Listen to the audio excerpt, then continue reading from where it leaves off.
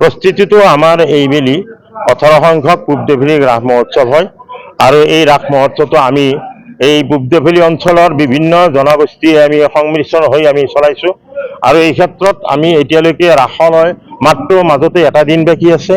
এই এটা দিনৰ পিছত পৰহিৰ পৰা আমাৰ ৰাস উজ্বলি উঠিব আৰু এই ক্ষেত্ৰত আমাৰ ৰাসৰ বৰ্তমান অগ্ৰগতি এনেকুৱাকৈ লাভ কৰিছে যে প্ৰতিমা বিভাগটো আমাৰ প্ৰতিটো স্কুলে ইতিমধ্যে স্থাপন কৰা হ'ল আৰু লাইটৰ বহুতো অগ্ৰগতি হৈছে। দোকান পোহাৰৰ সৃষ্টি আমাৰ বাকী থকা নাই। আনফালেদি আমাৰ এইবেলি অনবেলি আমাৰ 7 দিনীয়া ৰাস হয়, এইবেলি ৰাইজৰ বিপুল দাবিত আমি 9 দিনীয়া কৰিবলৈ লৈছোঁ। এই 9 দিনীয়াৰ ভিতৰত আমাৰ কাৰ্যসূচীত বহুতো আমি অনুষ্ঠান ৰাখিছোঁ। তাৰে ভিতৰতে আমাৰ নাম প্ৰসংগ, ভাগৱত পাঠ ইত্যাদি, নাগাৰাম নাম আৰু বিভিন্ন ধৰণৰ ডেন্স পাৰ্টি যেনে আদ্যশ্ৰী আমাৰ সুমন নাৰ্জাৰীদেৱ দিল্লীৰ পৰা ইয়াত আহিব। তাৰোপৰি আমাৰ মীনা বজাৰ যোৱাকালি আহিছে আৰু প্ৰস্তুতি তেওঁলোকে কিছু আগবঢ়াই লৈ গৈ আছে।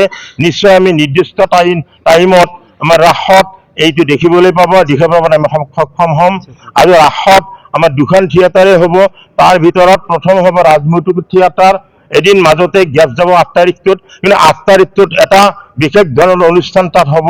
আৰু প্ৰতিদিনে আমাৰ ভাগিনে দিল্লীৰ পৰা আমাৰ সম্পাদকে আনিছে এই বস্তুটো 3D, মানে এই 3Dটো ইয়াত কোনোদিন হোৱা নাই। এইবাৰ নাওকাটাৰ 18 সংখ্যক ৰাস মহোৎসৱত সেই বস্তুটো দেখিবলৈ পাব।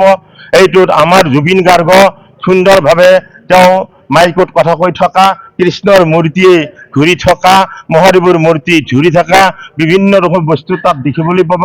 এইটো এটা আকৰ্ষণীয় বস্তু হ'ব।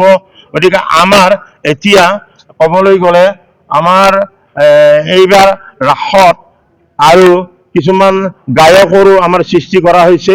প্ৰতিদিনে গায়ক থাকিব আৰু নাম কীৰ্তন থাকিব।